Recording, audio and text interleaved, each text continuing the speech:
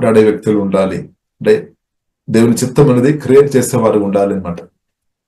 కాబట్టి కొందరు కుటుంబ జీవితంలో లేని సమస్యలు అనుకొని సమాధానం లేదేమో, సంతోషం లేదేమో, నిరాశతో ఉన్నారేమో,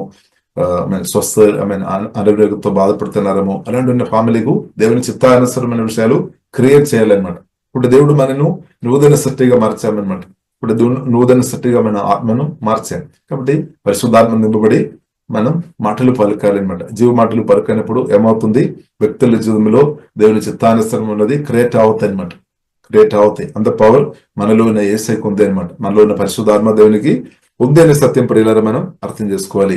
తర్వాత ప్రియులారా మనం చూస్తున్నాము, ఇదే కుమారుడు, దేవుడు అనుగ్రహించిన అదే కుమారుడు ప్రియులారా తన తలలో ఒక గాయపరచబడిన కాబట్టి మరణించామన్నమాట.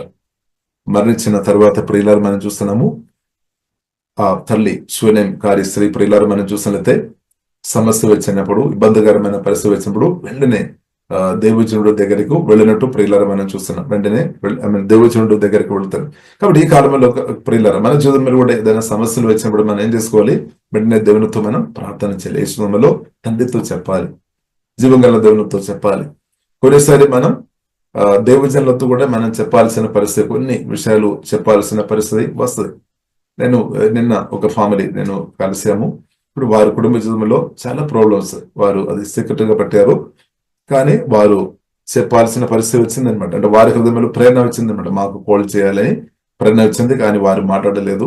కానీ ఏదైనా కూడా మేము కలిసాము, మాకు తెలియలేదు. కానీ వారు ఓపెన్ గా చెప్పారన్నమాట కొన్ని విషయాలు. కాబట్టి ప్రియులారా మనం చూస్తున్నట్లయితే సాతాను రకరకాల విధంగా కుటుంబ జీవితాలు కానీ, రిలేషన్షిప్ కానీ పాడే చేయాలని ఎన్నో విధంగా ప్రయత్నాలు జరుగుతుంది. అదే మనం చూస్తాము. 1 పేతురు 5వ అధ్యాయము 8, 9 వచనంలో ప్రియులారా మనం చూడవచ్చు. గర్జించు సింహం వలె ఎవరిను మృంగాలని తిరుగుతుంది అనమాట సాతాను. కానీ ప్రియులారా మనం అర్థం చేసుకోవాలి, సాతాను చేసిన యేసుక్రీస్తు పరిశుద్ధాత్మ వల్ల నాలో మేలు ఉన్న కాబట్టి సాతాను తంత్రాలను మనం ఓవర్కమ్ చేసుకోవచ్చు. కానీ చాలా వ్యక్తులకు ఈ సాతాను తంత్రాలు ఎలా ఓవర్కమ్ చేయాలని ఆ జ్ఞానం, ఆ వాక్య జ్ఞానం లేదనమాట, గ్రహింపు లేదనమాట.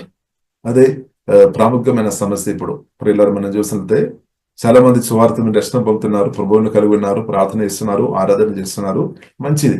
కానీ సాతాను ఒక తంత్రాలు వచ్చినప్పుడు దాన్ని ఎలాగ ఓవర్కమ్ చేయాలి అని ఆ గ్రహింపు చాలా మందిలో తక్కువ ప్రియులలో కనిపిస్తుంది అనమాట. కాబట్టి మనం సాతాను తంత్రాలు వాక్యం ద్వారా పరిశుద్ధాత్మ వలన ఎలాగ జయించుకోవాలని ప్రతి ఒక్క క్రిస్తునందు మన సహోదరులు మనం నేర్చుకోవాలన్నమాట.